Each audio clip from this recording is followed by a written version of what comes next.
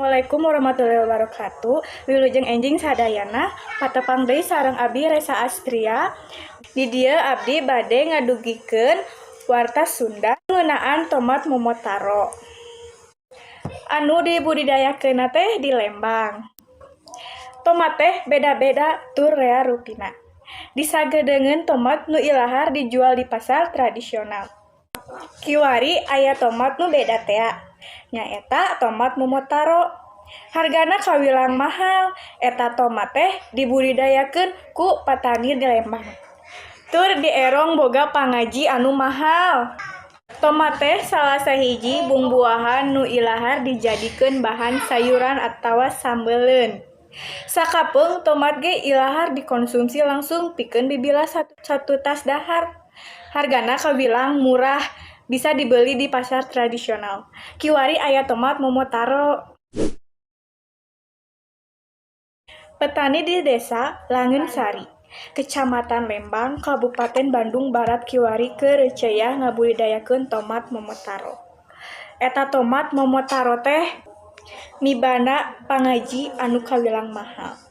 Batan tomat lokal lantaran kualitasna punjul di leuleuk Lembang. Tomat momotaro bisa kalawan HD. Samalah hasilna bisa dipanen 3 kali dina jero saminggu. Pareng mangsana panen. Mupu tomat momotaro teh henteu bisa sagawayah, kudu luyu kana aturan. Sangkan bisa awet turta pangajina bisa tetep punjul. Tina ngaranna geus bisa kataksir yen tomat momotaro teh lain asli tomat ti urang, tapi ti Jepang. Tumuwuhna tomat momotaro kawilang langka di Indonesia, lantaran kudu ngaluyukeun jeung hawa katut lingkungan di Indonesia.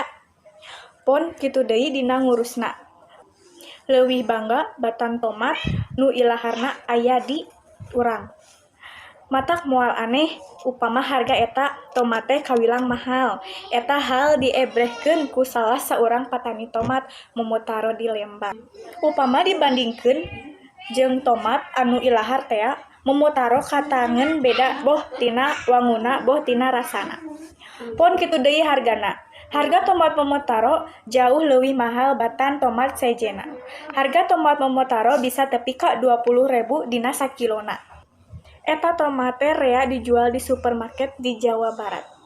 Mung sakitu wae nu tiasa ku simkuring didugikeun. Wassalamualaikum warahmatullahi wabarakatuh.